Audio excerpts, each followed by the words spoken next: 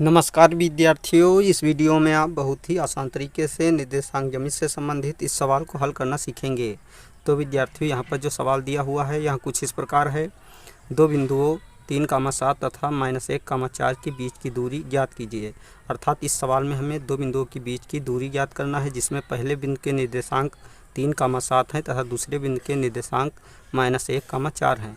तो चलिए दो बिंदुओं के बीच की दूरी ज्ञात करना सीख लेते हैं। तो यहाँ पर हम लिख लेते हैं हल।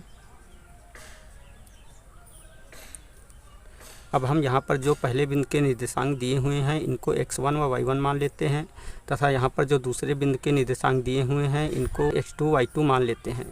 तो यहाँ पर हम लिख लेते हैं x1 = 3, y1 = 7 तथा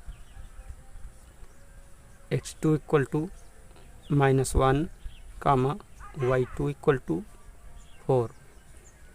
अब हम यहाँ पर दो बिंदुओं के बीच की दूरी का जो सूत्र होता है अर्थात फार्मूला होता है उसको यहाँ पर लिख लेते हैं। तो विद्यार्थियों, हम जानते हैं d = √x2 - x1 का whole square plus y2 - y1 का होल स्क्वायर। यही दो बिंदुओं के बीच की दूरी को निकालने का फार्मूला होता है या सूत्र होता है। अब इस सूत्र में हम इन सभी मानों को रखकर दो बिंदुओं के बीच की दूरी ज्ञात कर लेते हैं। तो यहाँ पर हम नेक्स्ट स्टेप में लिख लेते हैं d =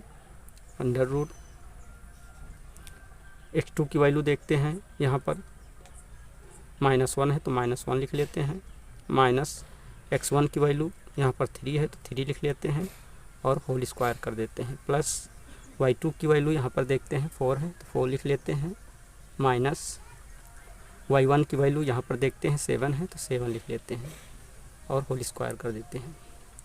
नेक्स्ट स्टेप में d = -1 - 3 ऐड होकर -4 हो जाता है तो यहाँ पर माइनस का 4 लिख लेते हैं और इसका होल स्क्वायर कर देते हैं, प्लस 4 से 7 को घटाते हैं जब तो माइनस का 3 प्राप्त हो जाता है तो यहाँ पर माइनस का 3 लिखकर इसका स्क्वायर कर देते हैं। नेक्स्ट स्टेप में d =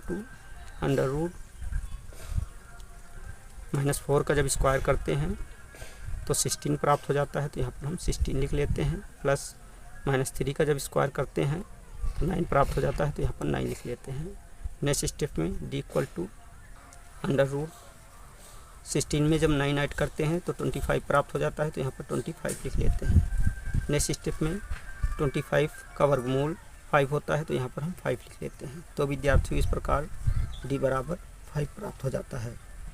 अर्थात इन दो बिंदुओं के बीच की दूरी 5 यूनिट प्राप्त हो जाती है या 5 मात्रक प्राप्त हो जाती है। तो यहाँ पर लिख लेते हैं मात्रक। यही आंसर है।